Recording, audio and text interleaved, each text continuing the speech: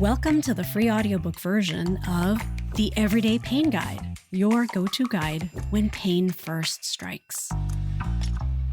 Hi, I'm Dr. Ya-Ling Liu, and the podcast is taking a little detour to make my new book available in an audio-friendly version for everyone out there.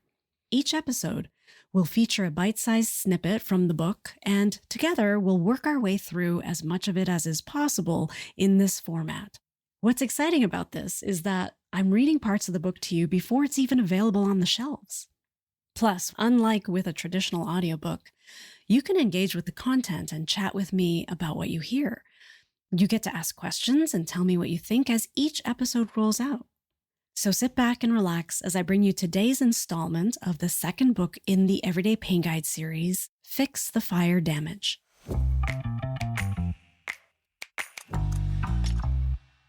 Now we've introduced the first 4 stress biology influencers: coping methods, the 5 senses, blood glucose, and fear posture.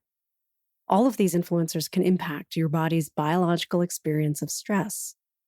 Today, we're talking about the 5th and last influencer, beliefs and biases, specifically about health and wellness. The information, techniques, and suggestions discussed here are not intended as a substitute for your own medical care. Please always consult a healthcare provider before implementing any advice referenced here.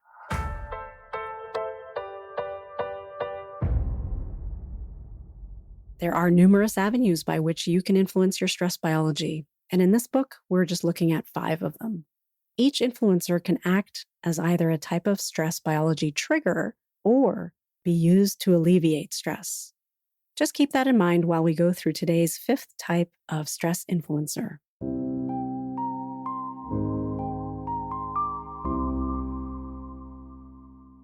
Health and wellness beliefs.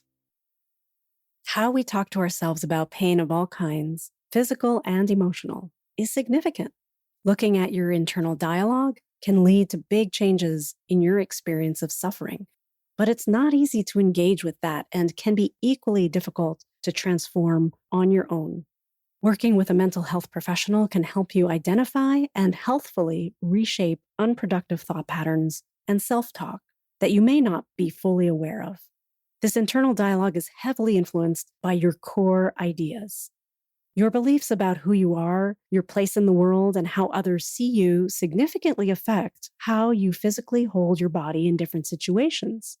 You may find it extremely difficult to adopt a posture of greater neurobiological ease if your belief system around your self-image is one that holds you in a less optimal shape.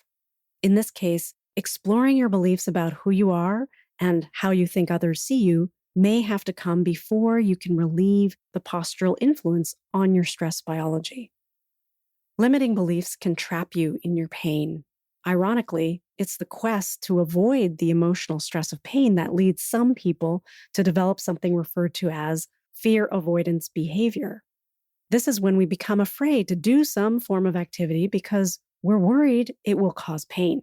Unfortunately, by avoiding activity, we allow for physical deconditioning, which leads to more inactivity, further suffering due to weakness, and more pain.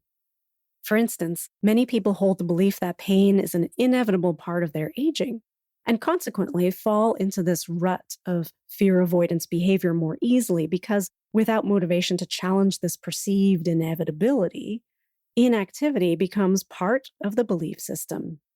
As you can imagine, to avoid traps like this, it's important to re-examine your core ideas, not just on aging, but on all clinical labels and related assumptions about what does and doesn't cause pain. Remember, our estimate of pain is within our control, and the stress-fueled worries and assumptions can be worse than the actual situation truly warrants. As mentioned in numerous sections, this book is not a substitute for professional help. It's merely a way to get started while you secure your village of healthcare providers. And with these tools, you'll be better informed and better able to make the most of that outside help. So until you can access one-on-one guidance for your body mechanics, body chemistry, stress biology, or all 3, you can start exploring some aspects of the body chemistry stress biology intersection in the upcoming action plan.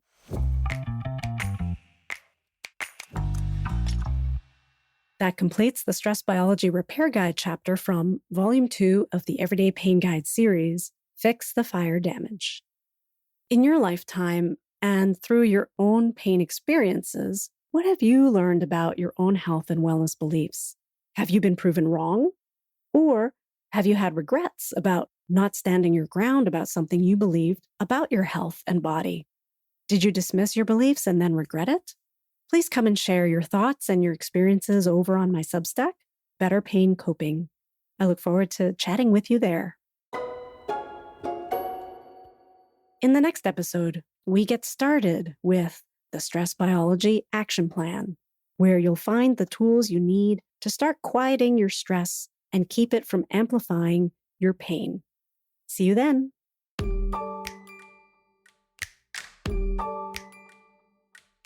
This episode was an excerpt from The Everyday Pain Guide, your go-to guide when pain first strikes.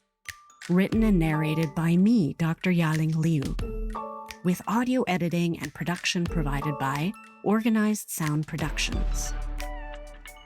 Do you have questions or comments about today's episode? You can shoot me an email anytime at hello@stopeverydaypain.com. That's HELLO@stopeverydaypain.com.